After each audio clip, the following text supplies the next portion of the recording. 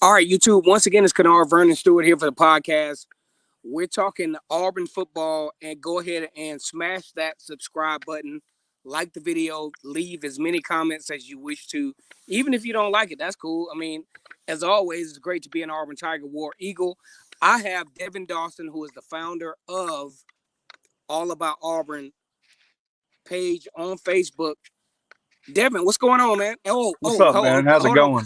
Hold on. Before we go on, as always, it's great to be an Auburn Tiger War Eagle. Devin, That's what's right. going on, man? Man, it's going good. How about you? Oh man, things are going great. What I want to ask you though is, you look at All About Auburn over the past 2 years. Why did you start that page? There were so many different pages that already talked about Auburn. What made you want to get into that realm of activity to where you're talking about Auburn on your own Facebook page? Right. So it all started. I was doing some work in Texas. I lived in Texas for a couple of years. And, over there, they just talk about Longhorn football, Aggie football, TCU, stuff like that. And I kind of started missing home, because around here we talk all, Auburn football, Auburn sports in general. And I felt like the other groups on Facebook didn't really cover some of the stuff I wanted to talk about. So, I figured, what the hell, I'll make my own, kind of grew it. And it's more of sentimental also. And plus, I think we have some great members on there who know their stuff. And most of the other groups just bitch and whine. So that's kind of So the backstory to that. It was more just being homesick, wanting to talk some Auburn football. So when we talk about Auburn football as it relates to everything that's going on now, you know, what made you want to grow this thing to where it's now an Auburn staple? I mean, you got like 7,000 members now. What was the who? I mean, how did it grow that big? First, great admins. You're an admin in there. Word of mouth, people sharing the content, and a pretty much just high quality content. To be honest, I mean, this thing gets so many member requests a day. Half the time, I can't even keep up with it. Right. So I mean, it's a situation where it seems like the page has not necessarily.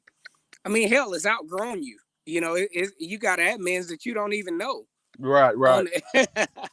So I mean, so going. So let me ask you this: with Brian Harsin, the new coach at Auburn, where were you when you found out that Gus wasn't going to be the coach no more? We got a brand. We're moving in a different direction.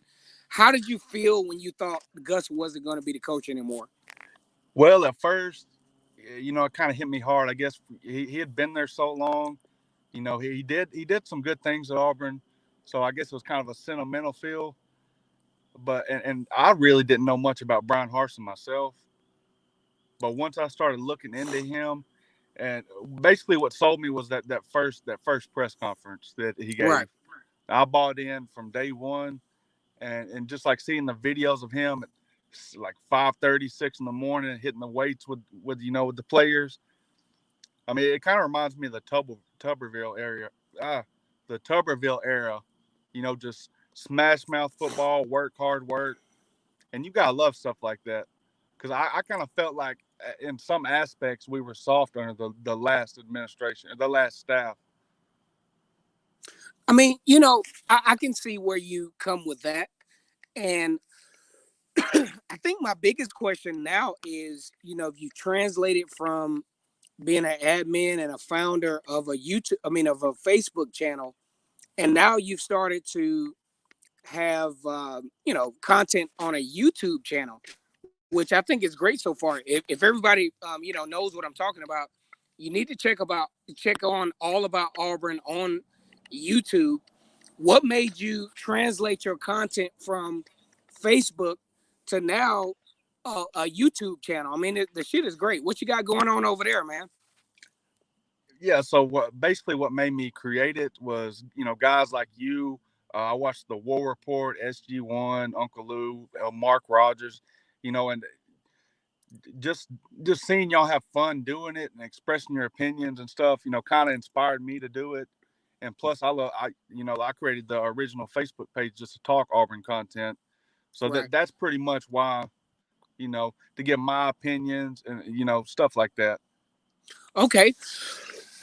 All right. So Auburn is translating over to spring football. There's no indication that COVID-19 is going to interrupt the spring football training and things of that nature. You know, what are some of your biggest take? Well, what is your biggest takeaways as far as what the fan base should look forward to going into spring football? One, I think the offensive line. I'm really curious to see the five that trot out on the first team, and then I kind of want to see the way that who's in that 3-4, like what all linebackers they use. Because I know they talked about TD Moultrie moving him, and plus with a new staff, they could change some of the secondary around because I think we have guys that are so versatile. I would like to just see who they trot out there on that first team. We look at Kevin Steele, former defensive coordinator, and I always refer back to the 3-1-7 defense that he ran against LSU. Right. And the reason why he was able to do that was because he had so much versatility as far as personnel. And it leads me back to what Derek Mason could possibly have with the personnel that he has now. You got Tennyson, you have Marco DeMio, and then you have the transfer from West Virginia, and you still got Smoke Monday there. Yeah, Jalen Simpson. Yeah. I mean, all of these guys are really, really good. How would you go out on a limb and say that this could be one of the upper tier defenses in the SEC coming into this season? Absolutely. I actually think that we're more built for a 3-4 because, like some of the, I guess you call the buck position, those guys would be great middle linebackers, and plus the guys that we have on the back end are so versatile. I really think that they can cover enough ground to make up for. I really think this is going to be a good defense. Auburn's defense last year, pass defense wasn't rated. I think it was 73rd in the nation. But you have to look at who they played, man. Like Alabama, for one, was just shredding everybody. You had teams in the SEC that were really slinging the ball. Well, I mean, and another thing, as we mentioned this, I did a little research on the types of defenses that these guys played in high school. I think this is going to be a perfect match because a good percentage of the guys that are on defense, both defensive linemen, linebackers, cornerbacks, they played in a 3-4 system in high school.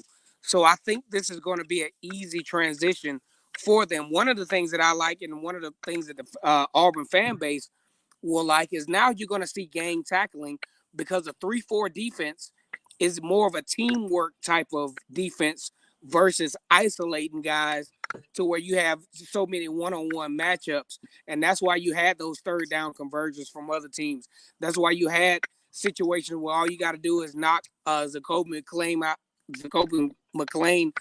out of the way and you get a first down. I think you're going to have more of the Tuberville-ish type defense going into this year. And to add on to that, Vanderbilt wasn't very good, but under Mason coaching, that those defenses gang tackled. They weren't always the best, but that the effort was there at Vanderbilt. Yeah, for sure. I mean, definitely. That's why I was excited about the prospect of Derek Mason being a real deal modern day defensive coordinator at Auburn. I mean, you think about this staff, and you talked about this on your channel. I mean, does Auburn have an elite staff at this point? I mean, I'm like, damn, how can you say this staff is not at least?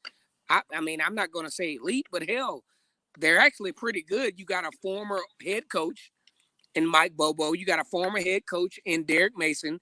You have a head coach in Brian Harsin, who has some success at a former defensive coordinator at linebacker coach. Yeah, I mean, so what are your thoughts on the developmental opportunities at Auburn? Yeah, so Harsin stressed that basically anytime he gets a chance to talk. I'm pretty sure the Gus Malzahn staff was piss poor at development. Like Now we got Devin Barrett at running back again, and that's his true position.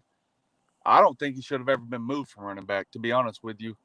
I think it was lack of development, lack of utilization, and I really don't see that. I mean, looking at the Boise State days of the Brian Harsin era, that they utilized what they had, and they were damn good at it. Yes, sir. Now, when you talk about recruiting, we see on a daily basis where this staff is either targeting or they're signing guys, they're recruiting locally. What is your favorite part about Brian Harsin's recruiting efforts or his recruiting tactics? Well, for one, he's trying to win. He's trying to recruit inside out. So he wants to win the state of Alabama, or at least pick up some guys that we used to not get in the past, and then work out. Another thing I like is like Powell Gordon, the linebacker. He was unrated. That they found something in him. Now he's, a mid 3-star. I think he'll rise. We're also looking at another guy. Trying to say he's either a running back or a wide receiver. I can't remember. He's also unrated. But I mean, you throw on the tape. I mean, the kid's got talent. He'll be up there in that high 3, low 4-star. So they have an eye for talent, and he has guys just looking, that he hired just looking for talent and roster management and things of that nature. So let me ask you this. Now, when you pinpoint a game, you look at Auburn's Auburn's schedule. You pinpoint a game, you talk about a guy like Tank Bigsby that probably could leave Auburn as one of the better running backs in Auburn history. They're talking about a lot of Heisman talk, the top 5 running back coming into the season in the SEC. What game do you think that not only Brian Harsin, but if Tank Bigsby is going to put himself on the map, what game do you think that, Tank Bigsby literally has to show his ass in coming into this season? I would say the Georgia game. I still feel like Georgia has the best defense in the SEC, probably in the country, especially talent-wise. Yes, sir. And looking at, we moved the ball a tad on Alabama last year. We were in a stalemate. Like we couldn't do anything against Georgia last year. And for him to have that, quote unquote Heisman hopeful season, he has to show out not only in most of the games, but he has to have a breakout game against that Georgia defense. And the good thing about this is, Auburn tends to play, relatively well against Georgia at home. The good news is Auburn has Georgia at home. They have Alabama at home. They also have LSU on the road. I think, if I'm gonna give a bold prediction, I think Auburn can tackle LSU. I mean, you could throw darts at me if you want to, but the 2 games that I think that Brian Harsin definitely has to put his stamp on with a good game plan and a possible win. I think he has to, at worst, he has to split between Georgia and Alabama. And I think his better option or his better outcome will probably be beating Georgia at home. Alabama is super talented. Anytime we play Alabama, I just don't think we're favored to win, but it is what it is. So, Devin, as we leave here, we go into the spring football training. You have Bo Nix as one of the most experienced quarterbacks in the SEC. What do you want to see out of Bo Nix in this spring training? I need to see mechanics. I need to see accuracy. I need to see leadership. I need to see most of the things that have held him back. And because you have Demetrius Davis coming in, you still have Shael Garnett on roster. You have Sawyer Pate, the walk-on, who's actually very talented on the roster. Grant Loy. I mean, if he doesn't show up, he could definitely be in contention to lose his job. And we definitely, and I'm just going to say this from a nostalgic standpoint. I want Bo Nix to be successful because I know his heart and mind and, his being is being a successful Auburn quarterback. but he's got to fix those mechanics. He's got to put himself in a position to where he is the leader of this team. Because I look back at it, in 2013, when Nick Marshall stepped on that field, I didn't know how it was going to happen, but I knew it was going to happen. When Cam Newton stepped on the field, I didn't know how it was going to happen, but I knew it was going to happen. But on Absolutely.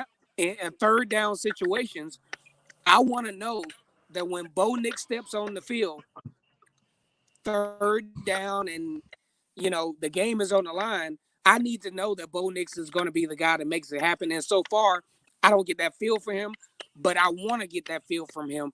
And I think, looking at the workouts, you saw those guys working out Oh on, yeah, and Bo Nix is right there in the mix. I think Bo Nix wants to make this happen for himself, and I think Auburn can move into the right direction. Any closing words, Devin Dawson, the you have a closing. founder of You have a All closing. About Auburn I Football? want to get your opinion on You something. have a staple. So, Yeah, go ahead. Bleacher Report's Brad Shepard, I'll sum it up. He basically says that Gus Malzahn left Brian Harsin with just Bo Nix, Tank to work with, and nothing else. What's your opinion on that? Well, I'm going to go ahead and tell you, I've talked about this in a lot of my videos and, a lot of my content. When you look at the past few classes of Auburn, it's for someone to say something to that degree, I think is absolutely ridiculous. Because I think when you talk about the 2018, 19, and 20 class, there's a lot of guys there that can really put Brian Harsin in a position to where he could be instantly successful. You got a good defensive. You got like 12 guys on a defensive line that you can choose from. Definitely. You have a running back situation to where you have Tank Bigsby, Sean Shivers. You have the guy coming. The guy coming from Jarquez Hunter from Yep. Mississippi. Guys there. You have a 2-year starting quarterback. You have a wide receiver position that is ultimately talented and untapped. And you also have a situation to where the offensive line,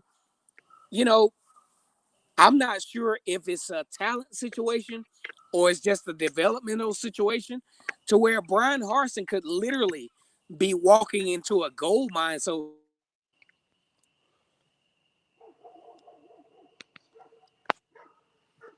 I'm going to say, what the hell is he talking about? Yeah, I agree. I think it's a win now situation.